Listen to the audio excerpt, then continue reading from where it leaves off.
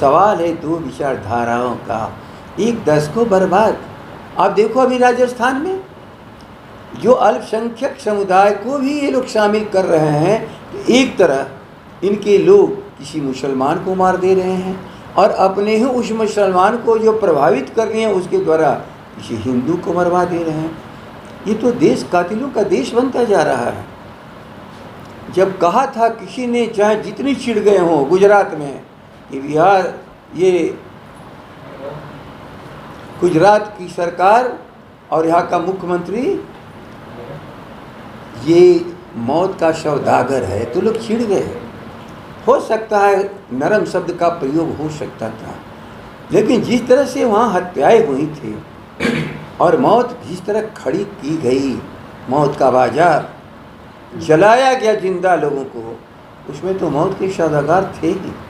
अब ये सौदागर पूरे देश को जला देना चाहते हैं और कभी शेड्यूल कास्ट कभी शेड्यूल ट्राइब को आगे कर रहे हैं, जिनको अधिकार देने के लिए तैयार नहीं। निरीह अवस्था में पड़ा हुआ है सब वो, लेकिन सामने करके ये चाहते हैं कि त्यागी बनना, चाहते हैं उदार दिखना, लेकिन इनकी त्याग और उदारता नाम की कोई चीज़ नहीं है। हम विचार जो उनके हैं हम उनको परास्त करेंगे। हमारा जो उम्मीदवार होगा इस विचारों का प्रतिनिधित्व करेगा, हम उनका समर्थन करेंगे। अब उन कब आएंगे नहीं आएंगे उनका कार्यक्रम बना रहा है।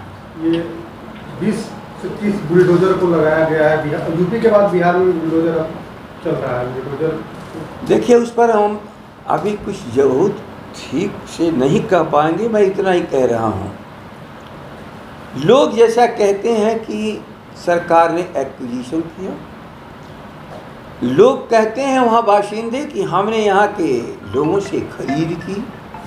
यदि उसका सेल डीड बना हो तो सरकार को बताना पड़ेगा कि रजिस्ट्री की संस्था तो तुम्हारी है, तुमने सेल डीड कैसे बनाया।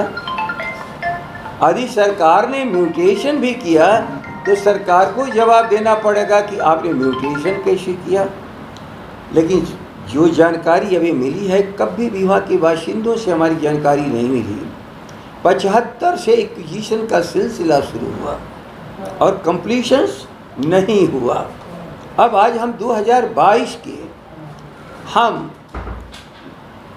जुलाई में चर्चा कर रहे हैं, जब वहाँ के सारे आवास ढाहे जा रहे हैं। हजारों की संख्या में बना हुआ है, हजारों की संख्या मतलब सैकड़ों करोड़ का निवेश।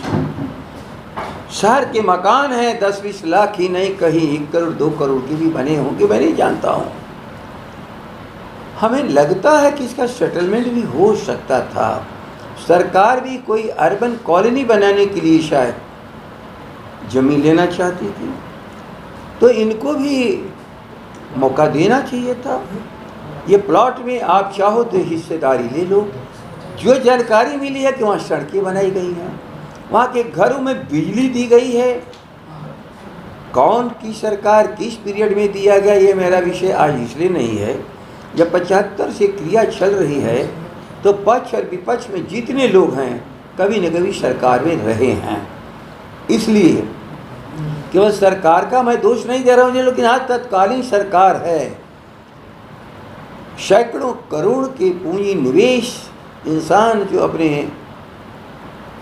साधनों को किसी तरह जुटा करके एक मकान बनाया था, और सरकार भी कभी कॉलोनी बनाने के लिए ही आगे आ रही है, तो उसका सेटलमेंट किया जा सकता था।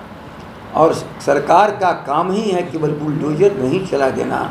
सरकार का काम है कि मानवता के आधार पर यदि कानून में कोई लेकिन हो भी तो कानून को दुरुस्त करके और मानवता के आधार पर परिवारों को तकलीफ पहुंचाने के बदले में उन परिवार को राहत, जहां बच्चे होंगे, विद्यार्थी होंगे, बूढ़े होंगे, सभी निरीह हालत में चले जाएंगे। झोपड़ियों पर बुलडोजर, लेकिन शायद नीतीश बुलडोजर चलाने में थोड़ा अपने को जोगी से पीछे समझ रहे थे और मोदी से, तो इन लोगों को प्रसन्न करने के लिए, अपने राज्य को भी बुलडोजर राज कहलवाने के लिए शायद आज बुलडोजर चला रहे हों।